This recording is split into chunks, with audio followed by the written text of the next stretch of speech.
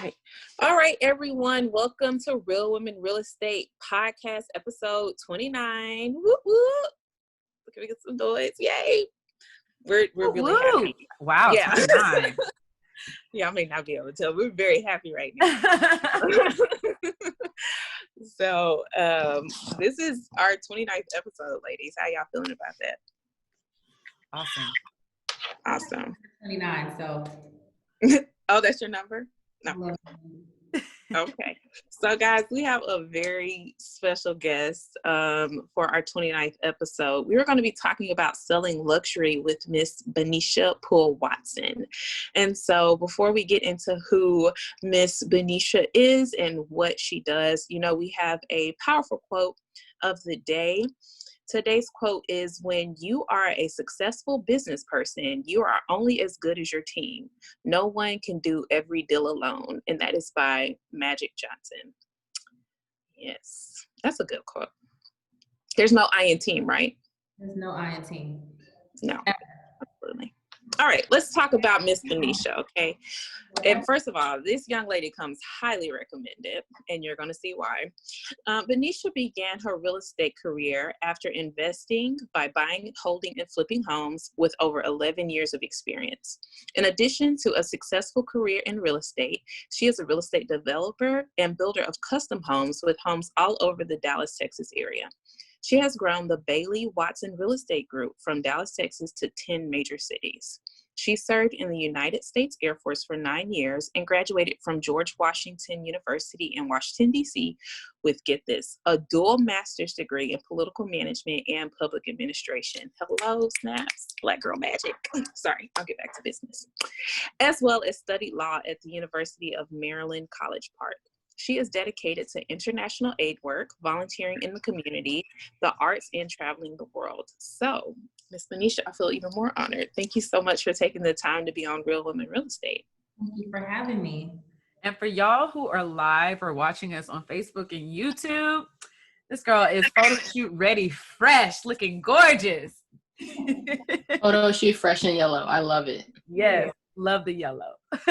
And love the connections to DC. Courtney and I both also have connections in DC. So this is, yep. And I saw on your Instagram, you were just out there. I was like, oh, I am so jealous. I lived out there for 5 years, just moved to Dallas or back to Dallas or back to Texas from DC. I came here from DC. I was there for 6 years. Ah, yep. Okay. Well, similar story. We both came back. The best thing about DC is that it has all 4 seasons. It does. That's what I love. Beautiful. Yep. Man, I miss it. It's all right. Dallas for sure. Yeah. Why'd you leave? Why did you leave? Let's start there. Okay, so let me tell you how I got to Dallas. I was working a corporate America job, and my job said you need to transfer and pick a location. I'm originally from LA. So I decided to go from DC. I picked Dallas, I picked Vegas, and I picked LA. And I was given Dallas. So I was only supposed to be here for a year, and then I was going to transfer again. And because I had a very mobile position in my job. And I ended up coming to Dallas, and I'm stuck. It's been 7 years. So I have not left yet. And I'm not going anywhere. Okay.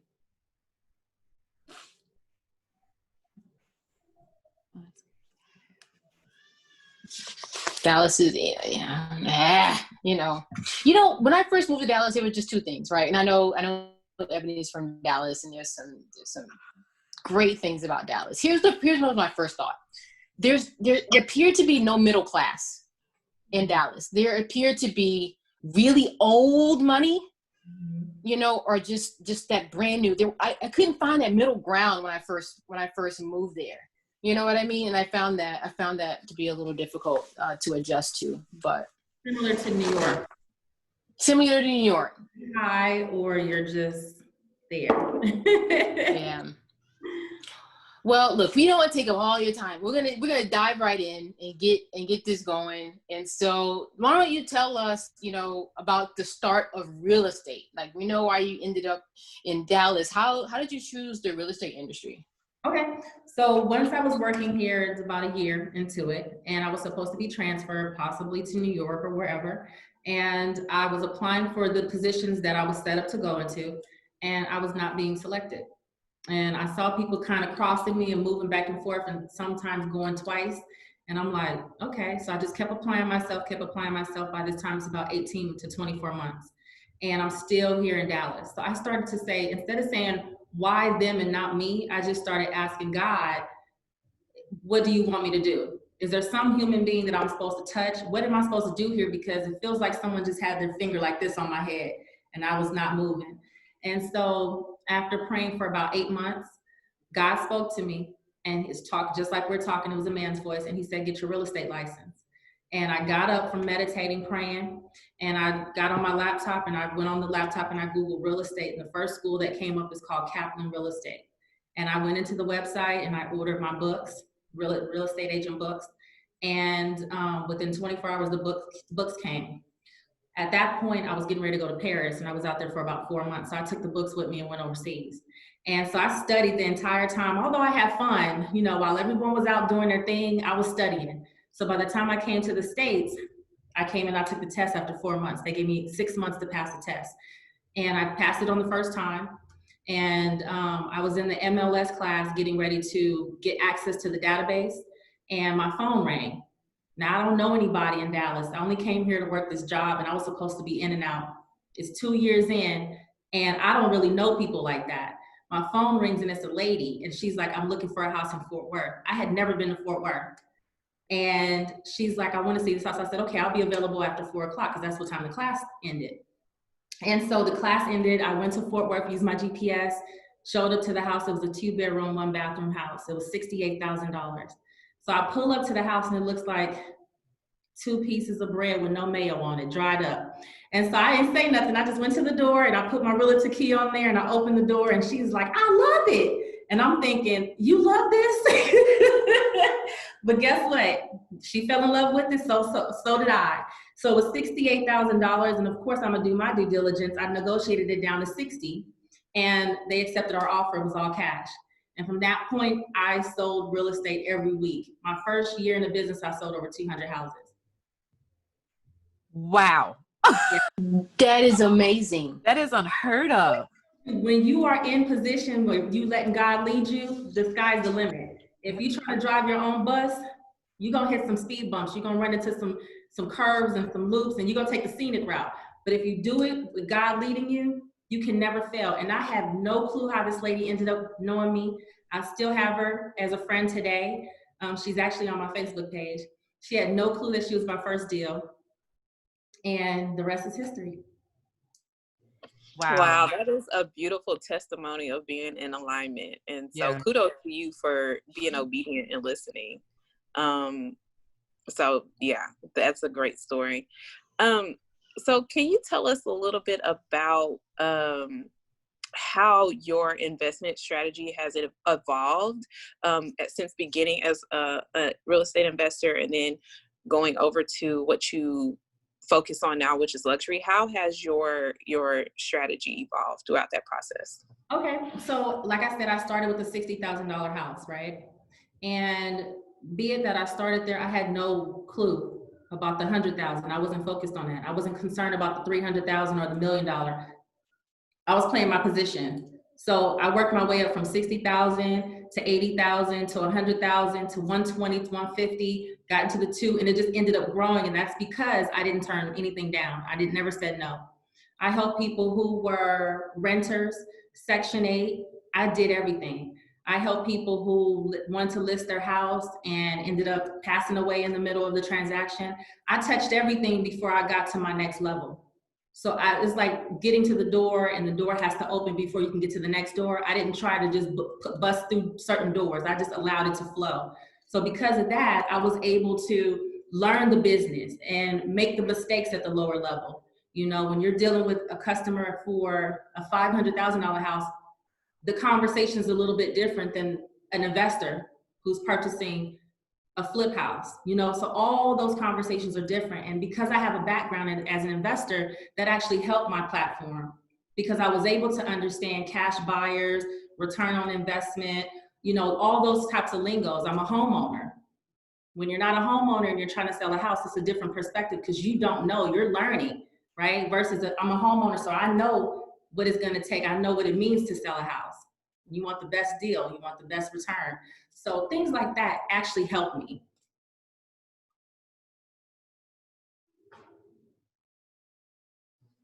That's great. And that's actually a really good point. And I love how you leveraged what you already had and built upon that rather than just jumping into the deep end saying I want to sell like these $500,000, $1 million homes, which, would be defined. Well, that's how most people would define luxury real estate. But I guess that's a good question for you. Like, what do you define as luxury in real estate? Like, is there like a price cap that sends it over?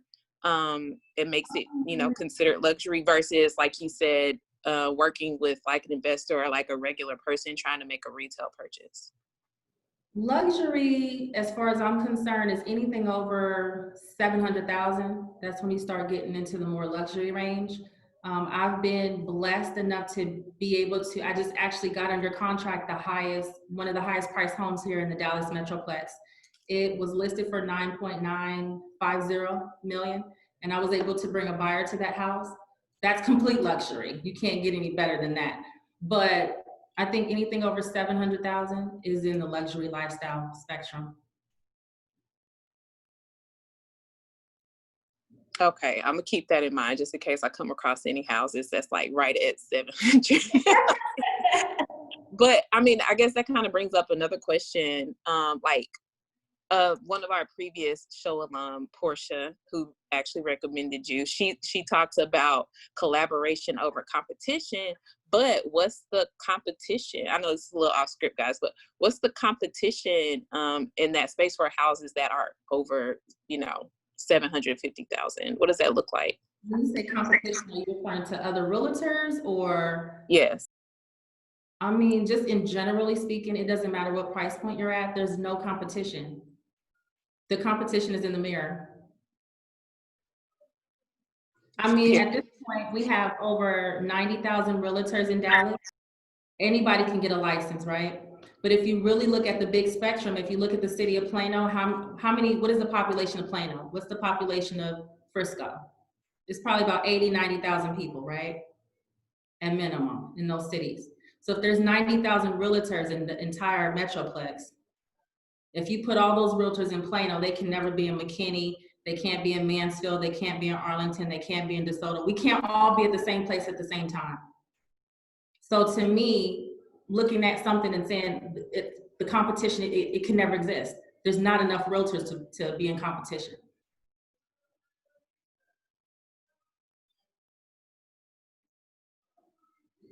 And the mic just drops. Yeah.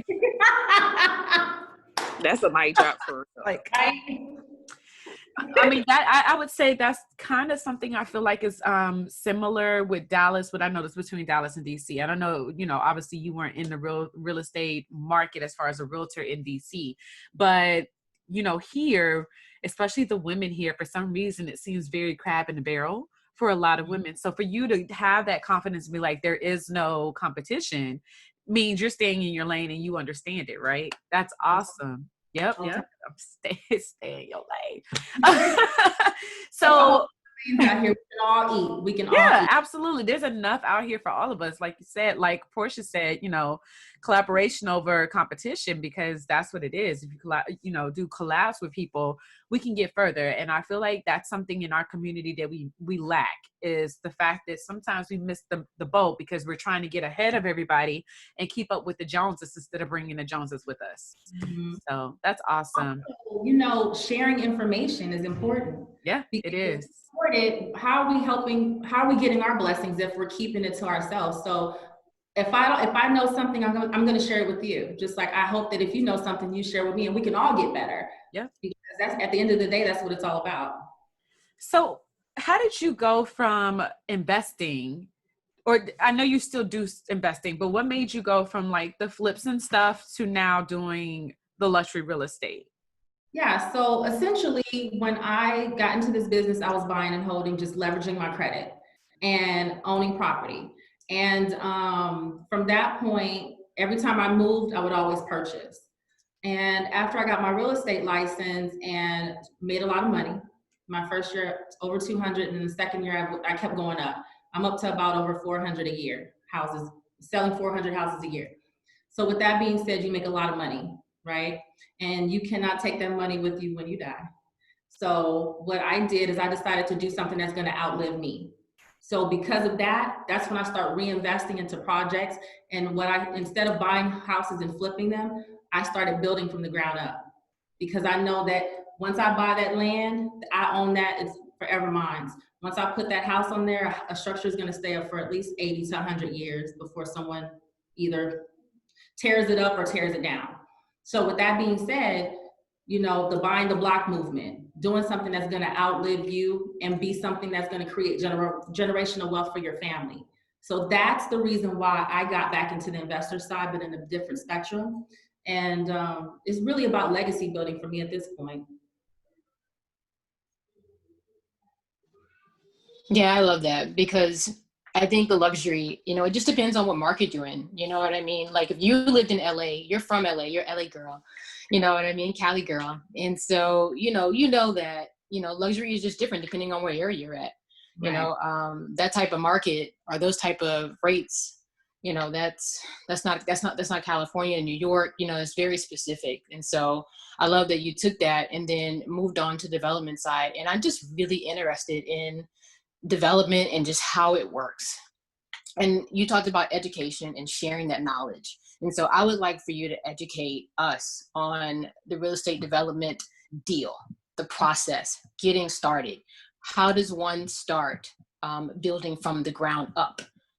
Especially like coming from you, how'd you get started? So initially, in order to start investing, you have to have two things, cash or credit. It's not going to work if you don't have either one, right? So in my case, I used all cash. I could use credit, I could leverage it, but I just didn't want to because I didn't want to owe anybody an extra percentage of whatever I invested. And if the project runs over, guess what that does? It cuts into your budget. So I had the cash, I put $1 million towards my projects out of my own pocket. I looked for land, I drove around, and I said, you know what, this is gonna be a nice position. I didn't just buy anything because the price was right. Some people fall victim to, oh, it's a deal, it's $15,000, let me pick that. And now you're in a neighborhood where you can't sell your house because the value's not there because the neighborhood is not where it needs to be, right? So essentially, what I would do is make sure your finances are in order. If you do credit, you're gonna either use hard money lender, which is the route where you basically borrow money from a private person who's lending you money at their terms. The terms generally start between 9 to 13% interest rate. You know, so you have to look at that factor when it comes to profit margin at the end. If you're using your cash, again, it's a little bit more flexible, but at the same time, be careful what you get into because you don't want to lose all your money too. So you have to be strategic when you're doing it. So obviously I'm strategic when I'm doing it. So the next step is to find out where you want to put your development. So that means that you're going to have to take some time. You may have a connection with someone who wholesales land. You may have a connection with someone who sells land. If you're a realtor yourself, you can look in the database yourself. You find the location, you drive the location. Don't go by yourself. Find your general contractor or whoever's going to build your property to come with you. They're busy because these people are working too. So make coordination, get out there, walk the land, get that warm and fuzzy feeling. If it's the right one, make a purchase. Always try to negotiate your land. The land you'll probably end up getting it for a little bit cheaper because land is a little bit harder to sell. People go and they buy new construction homes from builders, but a lot of people, they don't do building from the ground up. It's more limited over there. So you have a little bit more flexibility when it comes to land. Once you purchase your land, you have to go to the city, you have to get permits. There's a cost for all this stuff. You have to have architectural plans that need to be in place for what you're gonna put on the land. If you buy a piece of land and you don't have your architectural designs, the house may not fit on that land. You have to know what you're putting on the lot before you put it. Don't buy the lot and then say, I wanna put a 7,000 square foot house and it only fits a 300 in square city codes, you know, in city codes as well, right? You need to have all of that in line. Absolutely. If you're right? building, Okay. that's right. If you're building on a cul-de-sac, that's another type of code. A cul-de-sac generally requires 50 feet from the front. So where the street is, you have to be 50 feet from the back. Generally, a street is 30 feet from the back. It depends on the city. Those things come into factor. Again, whatever you're putting on that lot needs to fit. So once you get all those plans in place, you go down to the city and the city will start giving you permits. They have to sign off on it. Currently, we're in the coronavirus pandemic. The city's a little bit slow. They're overwhelmed with what's going on with the coronavirus. I don't know if the staff is not there or what's happening, but the permit process right now is about 3 months plus.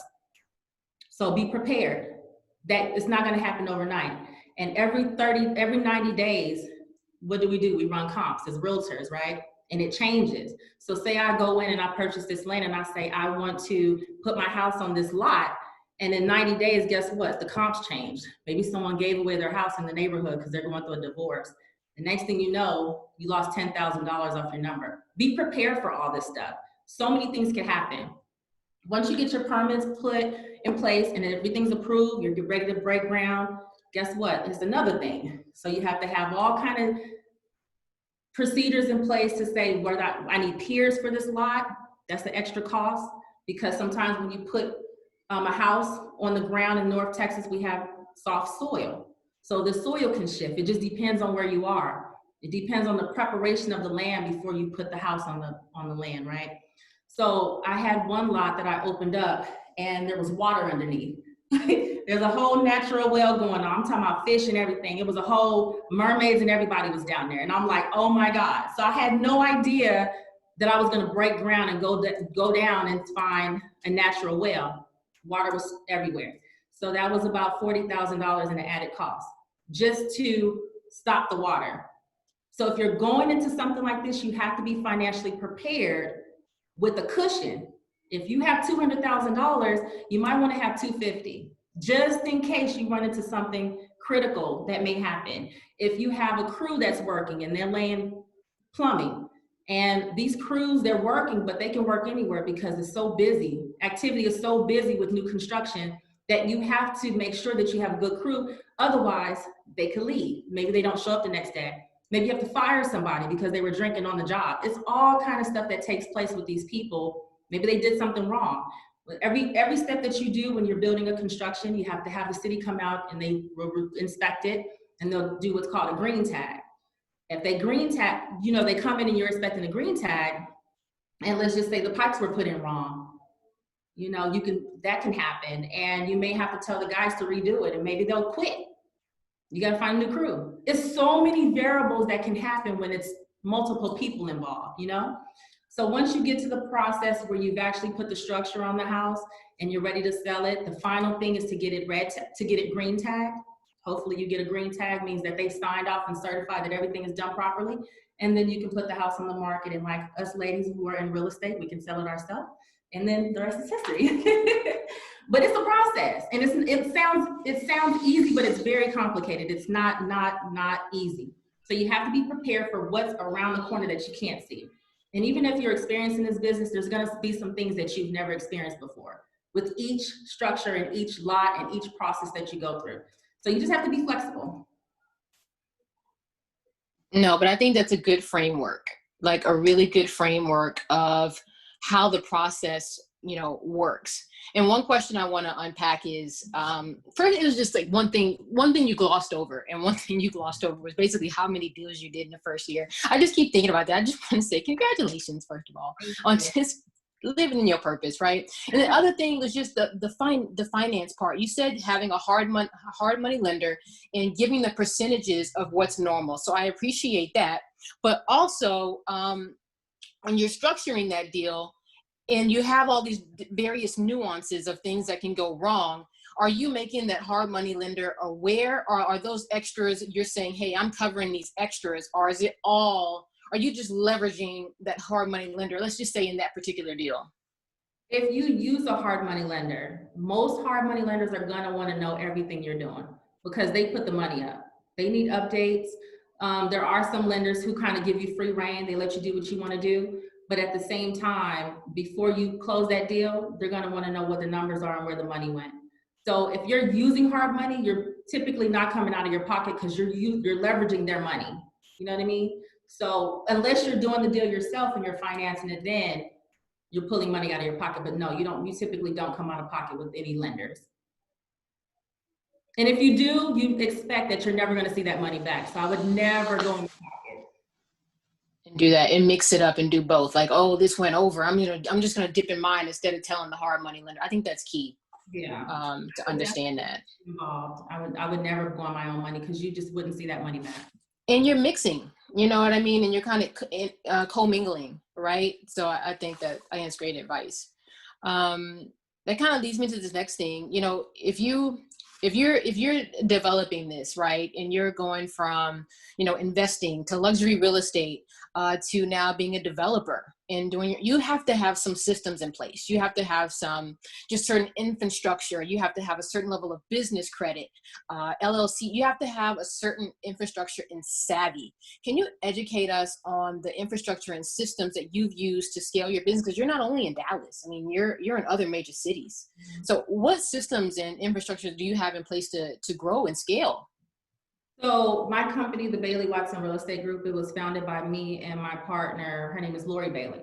So what we did, essentially, we were working for another company as real estate agents, and we decided, you know what, girl, we're going to take off. We're going to do this. And so we left, and within the first month, we had people join our own team. And within a year, we were actually in 12 locations around the United States. And that basically was based on word of mouth. Because we had a profound presence of being top realtors in the business, a lot of people, neither one of us are from Texas. We're both from LA. So because we came from LA, and I think we're in a new city, people were like, who are these people and how are they doing this? And so the gravitation, the energy just created a method of gravitation towards us. And my Facebook grew from maybe a couple hundred followers, just family and friends, to thousands. And then Instagram went up from about, I think I had 500 followers, now I'm over 10,000.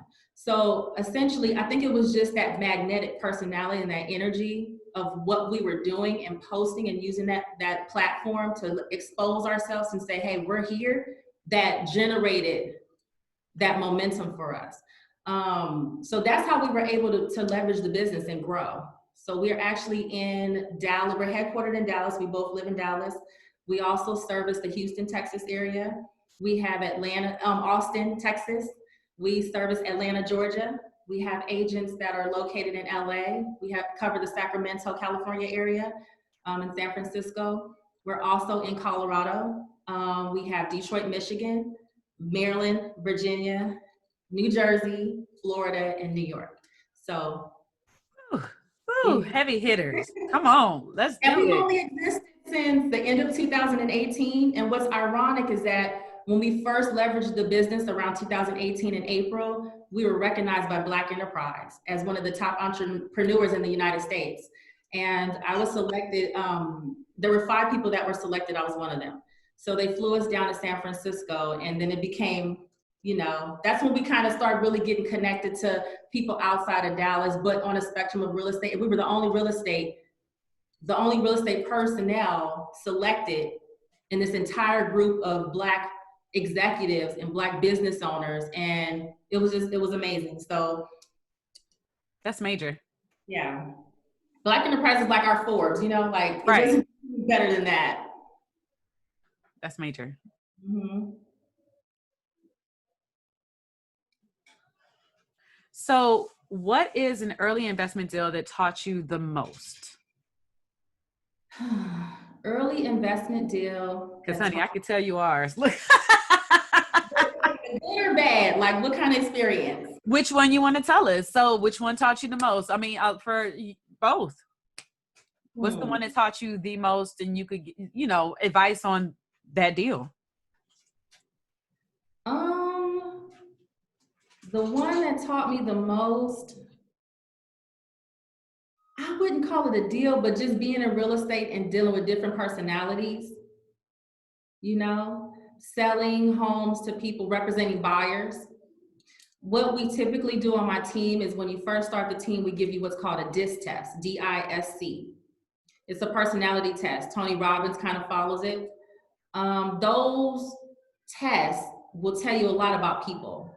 And when you're dealing with human beings, it's imperative that you know what kind of person you're dealing with. They're not going to change who they are, right?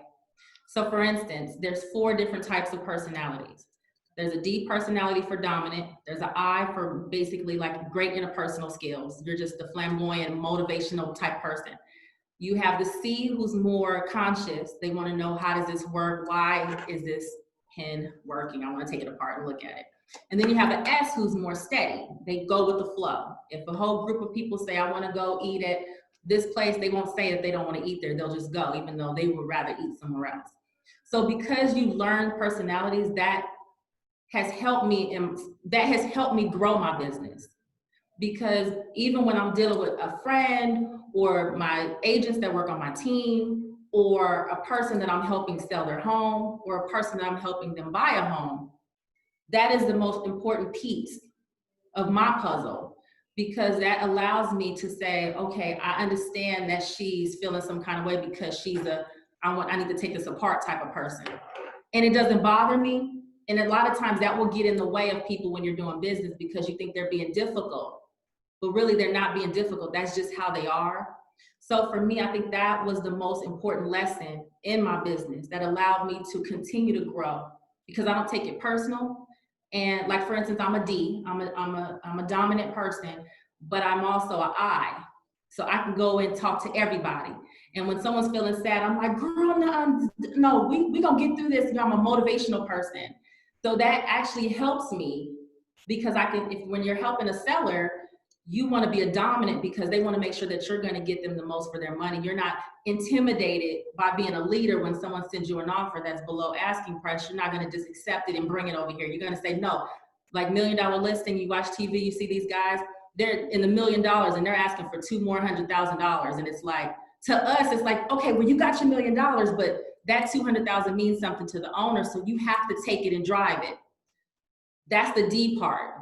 And then the I part is the part that, okay, I'm helping you. I'm connecting with you. I'm happy. I'm bringing an energetic spirit that's gonna want you to be around me. All of that stuff is collective. So for me, I think that's my answer to what's most intricate in my business. I just want to say, like, I love the fact that you pointed out personalities. I think so many times when we start talking about real estate or any kind of project, any kind of entrepreneur, we're thinking about the money so much that we forget the people aspect, and we're actually dealing with people. And something else she said that was really poignant was, you don't take things personally. And I think, you know, sometimes as women, I'll be, you know, frank, just as a woman, sometimes your first reaction is to take something personally. However, like you said, like when you remember that everybody has different personalities and that's just sometimes how they're wired, I think it makes it easier to take a step back. And just, you know, focus on business and focus on the outcome. So thank you for pointing that out. Yeah. That's big. It's also kind of like when you're managing people. You know, the disc is really good. I've had to do that in the past as a manager. And, you know, as you're talking, I'm bringing back who I am. And I'm like, oh, yep. Okay. I remember those. And it's also people, you know, like you said, they don't change, but some of those aspects kind of do change as they grow and they mature. Some of those will change, but the bottom line of who someone is, and, you know, that stays the same. And so that's a big component, like you say, the fact that some people, you know, because we've had bad realtors in the past, right? And, you know, and it's more so it's like, okay, well, why didn't they say this? Or why didn't they do that? Or bad contractors. And it's more about communication. And when you know how somebody communicates, I'm big on love languages as well. So when you know how somebody communicates and how somebody responds to something, it makes it a little bit easier, like you said. So it's just knowing personalities. Exactly. Yeah. No hard feelings.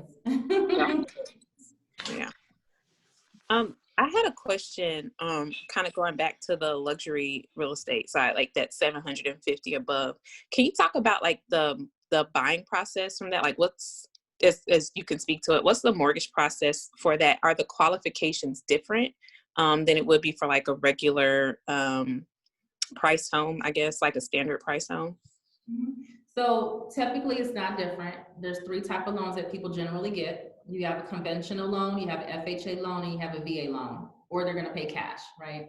So when you're dealing with loans, if you get over a certain amount, yes, the FHA stops. So FHA, I'm not sure what it covers because I'm not a lender, but I think it stops at like maybe $430,000. Let's just say it stopped at $430,000 for FHA. And then once you stop at that number, then you go into something what's called a jumbo loan, right?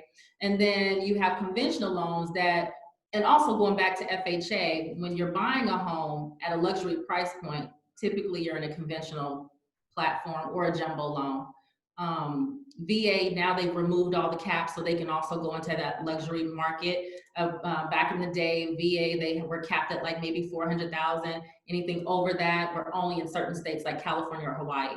And now they removed that. So I actually had a VA person buying a $1.4 million home. They wouldn't have been able to do that a couple years ago. With the standards of that, the credit score, typically 620 or above. Coronavirus has changed some of the standards, but we are kind of going back to that, the original standards. So initially 620 or above with your credit score.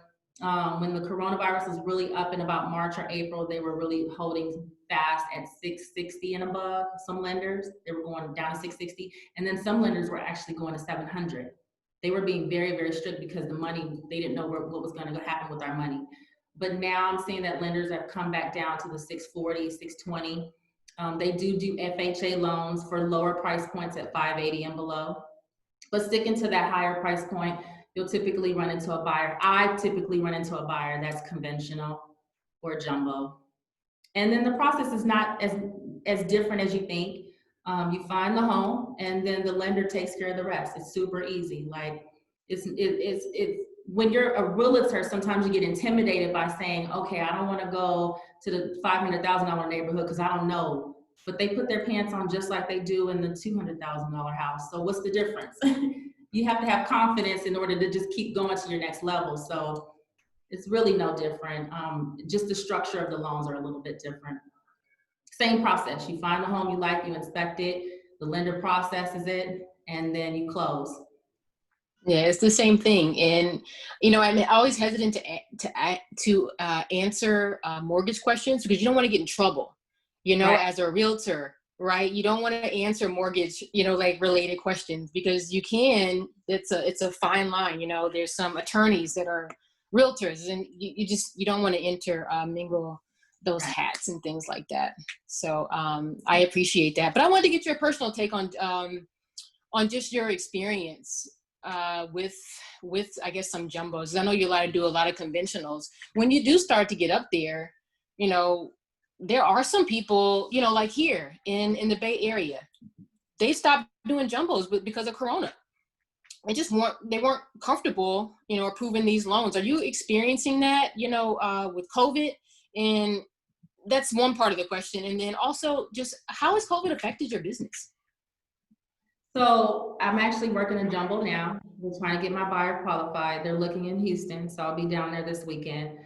Their price point's about $750,000, and they were actually a referral to me from Instagram. So somebody that follows me was I love it. Yeah, I get a lot of business from Instagram.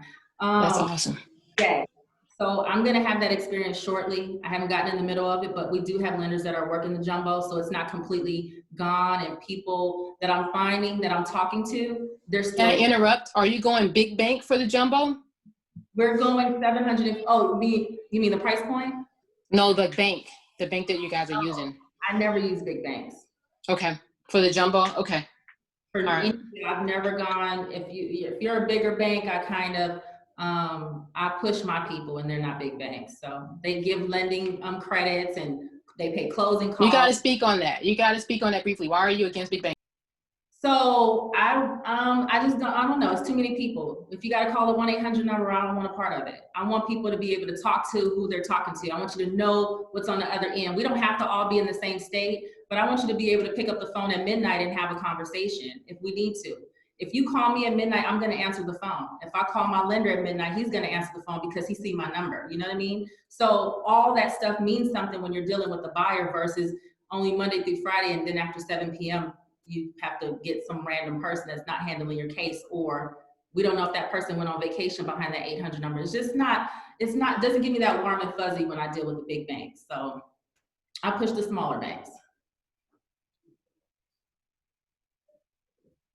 And then the other part was just COVID in general. You know, a lot of people have had to shift because of COVID. How has your business, or are you necessarily having to pivot during COVID-19? What's that emoji? I have not had to shift my business through COVID. So I got my other emoji, my hands up. So basically my business has quadrupled during the coronavirus.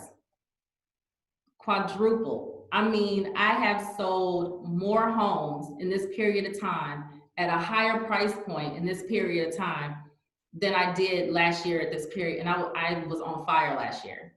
So I'm not sure what happened, but the impact that I saw from the coronavirus is that a lot of people didn't want to put their houses on the market. They were nervous. They didn't know what the coronavirus was. They didn't want people coming in and out of their houses. And some people have the idea that summer is the best time to list their house, right? People still think that.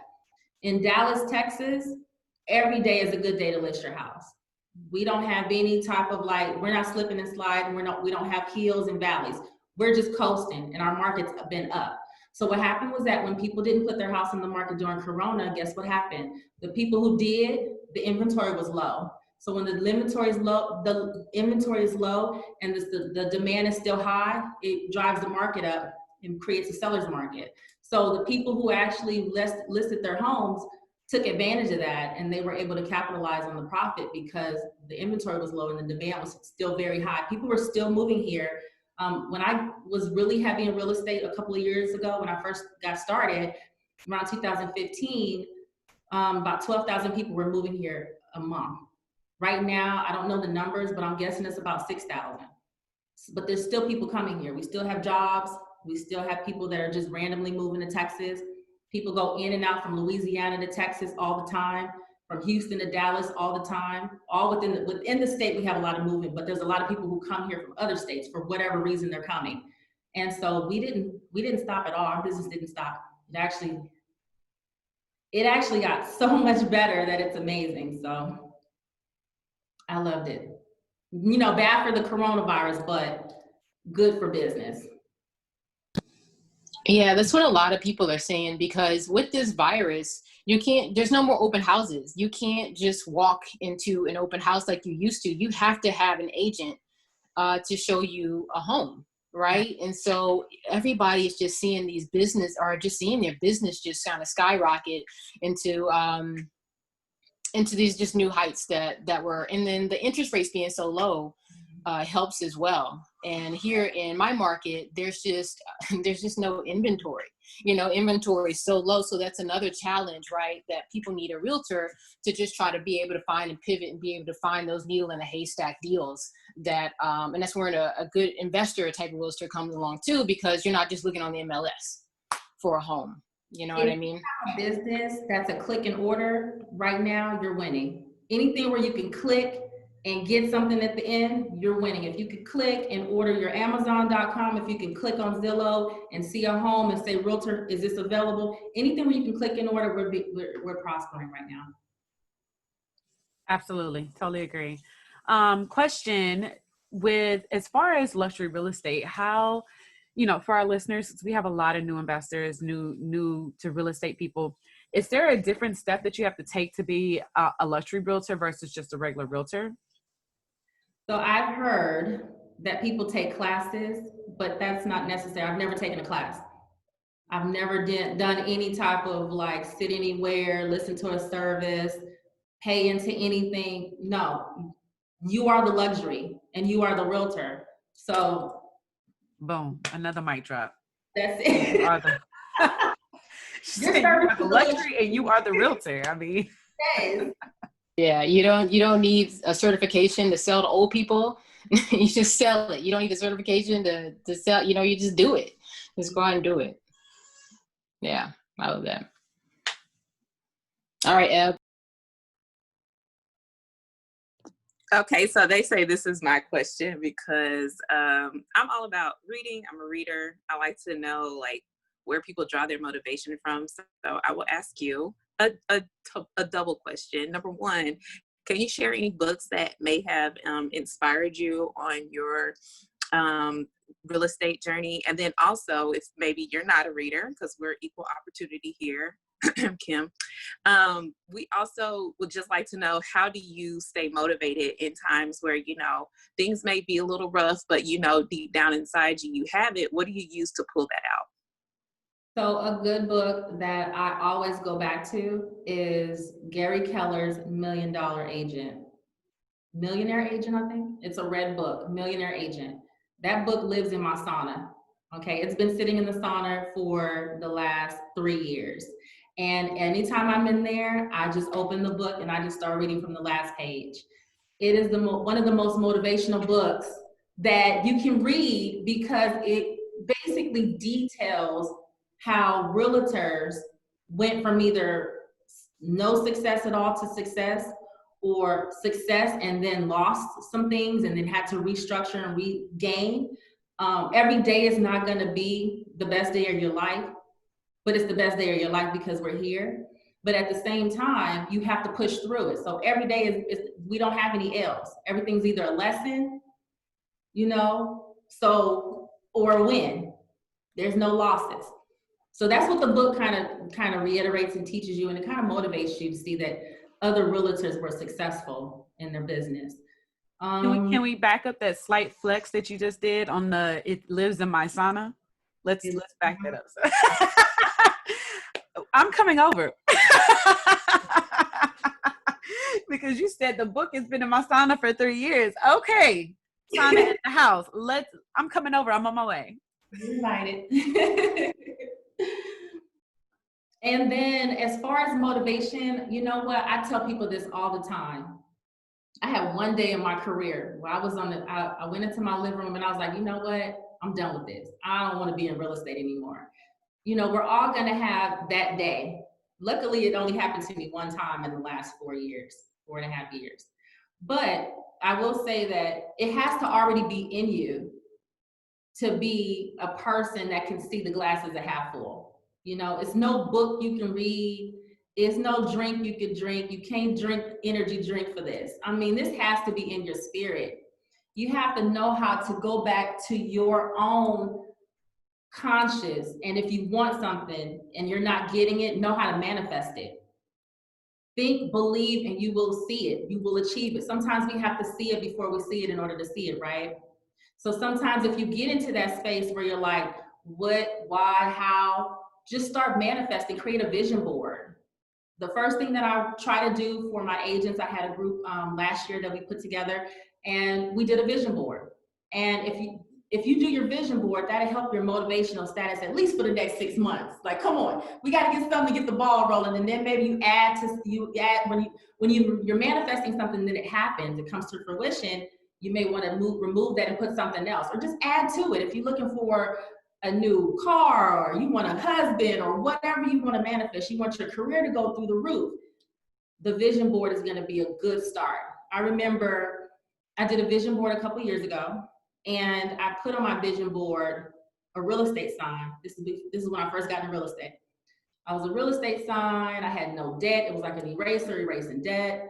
It had a family on there with a little kid and a husband, and it had a picture of a house. And the picture of the house was like a 3-story, and it had a pool in the back, vision board. Fast forward, I took a listing about 2 years ago, about 2 years after I created that vision board. The same exact backyard that's on my vision board is at this real house that I listed it. And I had no idea until I had the photographer go over and take pictures. And when he took a picture, I actually have it on the website. And it's the same exact view with the same exact look of my vision board. So, I mean, to me, that's motivation. When you see something and then you have it in your spirit and then you see it in real life, you can't help but believe that there's something else going on. And if you can stay in that platform, your life will change. So I stay motivated just on GP. I'm surprised that these ladies aren't like saying anything. That's just like crazy. That's just like God, right? I was gonna text and be like, we've gotten so many quotes from you because we always post your picture with a quote, and I was supposed to be like, there's the quote, and then I was like, no, there's the quote. I'm like, dang, we got a lot of quotes. We might have to do a whole video with that whole little moment. Yeah, and that's just, I'm telling you, The Secret, that movie is real. Go watch it. Y'all want to get some motivation? Anyone listening, go watch the video, The Secret. And it's a long video, but guess what? It's empowering, and it's going to tell you how to manifest yourself into something that you want to be. If you see yourself somewhere, you can get there. You As said long it's as called The Secret? it's called The Secret. That's God right there. I mean, just putting that vision in front of you like that, Yes. 2 years later, and like you seeing that, that's just patience and God. I had another one today. I'll share with you guys. I went to did this photo shoot today. And after the photo shoot, I decided, I left the location and a car was coming. So I talked to everybody. I flagged them down. Hey. And they were like, they rolled down the window and I'm like, are you guys looking for a house? Because I'm gonna ask you if you're looking for a house. You're just driving around the neighborhood. And they were like, oh yeah, we're looking at this lot. And another car pulled up and it was a realtor. Oh, well, it was a guy in the car. And I said, is that your realtor? They said, yeah. And I said, okay, I'm gonna go ahead and move around. But if you need anything, if something doesn't work out, I'm on IG, here's my information, let me know. So I go down the hill, I'm leaving where they are. And I had a house that I stopped at last year, October 31st, 2019. I was driving down the street and I love to stop people. So I was driving down the street and I was looking at his house. It's a big, beautiful home. It's on my Instagram on October 31st, 2019. And I stopped, the guy kind of flagged me down on that day and he's just said, hey, I know who you are. And I'm thinking like, okay, how you know who I am? And he's like, you're a realtor. And then we started just having conversation and he was like, come and look at this house. Now this house is bad. It's about a $9 million house. It was in construction. He was the builder. He was the owner too, which I found out. So I walked all through his house. I don't know why people always let me in their house, but they do. So he walked me all up and through his house and everything. And I'm like, oh my God, this is amazing. He's like, yeah, I was thinking about selling it, but I don't know yet. And I said, well, you're talking to somebody that can sell it. Let me know. And so he said, well, what about 8-9 million or something like that? I said, yeah, I can do it. So I kept in touch with this guy and I saw that he was still constructing the house and the house ended up being finished. Beautiful palm trees. It looks like Miami. It's just a super amazing house. And so I figured, oh, they're not going to leave. This guy, he moved in, his family came, he settled. So today, after my photo shoot, I'm riding down the hill after leaving those people and flagging them down. And as I'm coming down the hill, I passed the house that's been complete. Why did I stop? I don't know. I could have just kept going, but I stopped my car and I went up the little staircase and I knocked on the door. I rang the doorbell and I'm like, nobody's gonna answer this door. It's like 4 o'clock in the afternoon. No one's gonna be home. So the person answers the door. It's the wife. I've never met her before. I met the husband the first time. And so she comes to the door, she's cute and everything. She comes to the door, she's like, yes, can I help you? And I was like, hey, how you doing? I'm in the neighborhood. I sold a house up the street. And she's like, oh, okay. And I was like, yeah. She's like, that house? And I was like, yeah. And she was like, you sold that house? And I'm like, yeah. And she's like, okay. And then she's like, well, do you have a business card? And I'm like, yeah, I gave her my business card. I ran down the hill, went to my car. Thank God I had a business card in there. I gave her the card.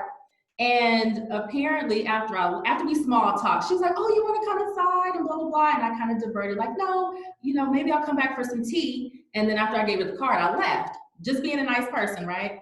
And so I get closer to my house, which I only live like 5 minutes. So I get to my house and my phone starts ringing. I'm on the other line. So the phone's ringing, beep, beep, beep. And I'm looking at it like, I thought it was my kid's school or something. So I'm still talking to this guy. And he's trying to do some business. So I'm not clicking him off. So the phone rings, beep, beep, beep. I'm like, oh, who's this? I think it's a kid's school or something, right? And so I hang up with the guy and I'm getting ready to call the number back and it starts ringing. I'm like, hello? She's like, this is Dina. And I'm like, hi, Dina. And she's like, you just left my house. And I'm like, oh, yes. And she's like, I Googled you. And she was like, and I looked up all the information about you. And I'm telling you, if you close that deal, I want you to sell my house. She's like, and she ended up telling me she's a real estate broker. She's like, I'm a real estate broker.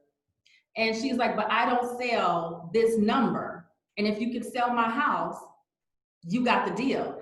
And I went immediately, and when I got off the phone with her, I started texting my team and start letting them know, like, hey, we just had this whole conversation in a meeting about the power of engaging with people.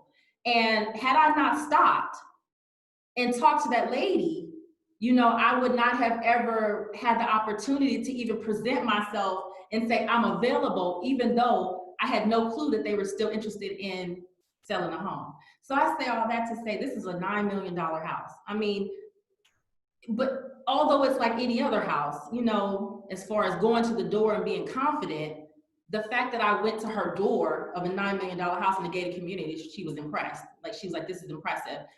But, you know, it's just so many opportunities out there, and you don't know until you take them. And a lot of times I find that realtors are intimidated before they even get to the point, because they don't feel confident enough because they don't know the lingo. But if you just be yourself, the doors will open. So I just thought that was a powerful moment, you know, and don't let opportunities pass you by. I don't know why I stopped, but it's just the fact that I did. And, you know, sometimes you just got to stop. No, that's the spirit leading you to stop. So, yeah, girl, that's like so motivational. Like, and thank you for sharing that story. And like you said, it's just in the power of engagement and not being intimidated. So, man, we got so much. I got chills for real. Like, I know we always say Courtney's usually the one who's like, oh my God, I got chills. Like, man, you've been delivering. So, so Courtney's your turn. No, I love it. No, it was days, right? Just kind of reflecting on that, right? Just because, you know, you're in the mix and you're in the business and you could just relate to that, a lot of the things that you said, right? So I thank you for sharing that too. So just moving on and wrapping up. We always wrap up with rapid fire. Get it? Wrap up, rapid fire. All right. Mom jokes. None. All right. I thought it was cool, and just pardon my daughter in the background, just saying "mommy."